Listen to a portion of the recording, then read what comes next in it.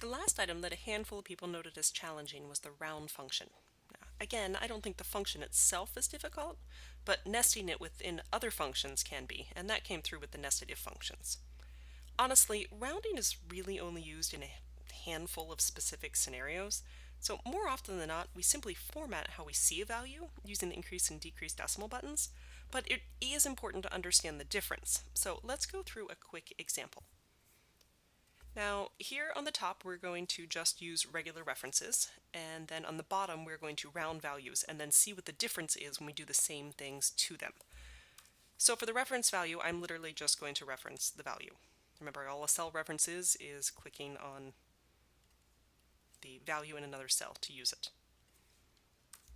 So that's set, but now we need to round the value. So to start a round function, we type round, and then we click on the number we want to round, type a comma, and type the number of digits we want. I'm going to go ahead and do just one digit.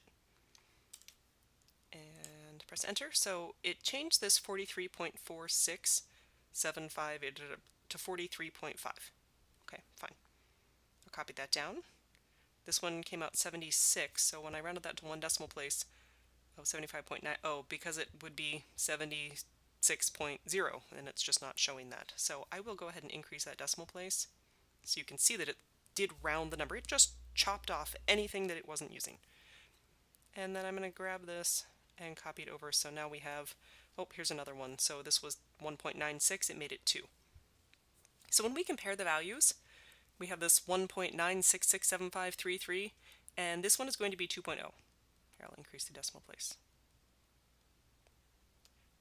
Now, this isn't such a big deal because you could make these referenced values. You could use the increase and decrease decimal buttons to make it look exactly like these do. However, what I want you to see is that when you have a referenced value, you're using the entire value. When you have a rounded value, you are only using that rounded amount. All of the decimal places are chopped off and thrown away. So let's find the product of these two values. So I'm going to take the first value and multiply it by the second value. And drag it down. And then I'm going to do the same thing down here. Copy it down. Now this doesn't necessarily tell us much until we round, so I'm going to then make it a little more apparent. I'm going to copy these one last time. Just references. But now I'm going to make sure that 3 decimal places are showing. So I'm going to I'm going to show different numbers of decimal places. Okay, and I want you to see the difference. So with the values that I referenced, I came up with 85.490. That's the product when you multiply these two together. When I rounded these values and then multiplied them, I just got 87. So using those teeny tiny decimal places really matters. And if you don't believe me, make sure to watch Office Space.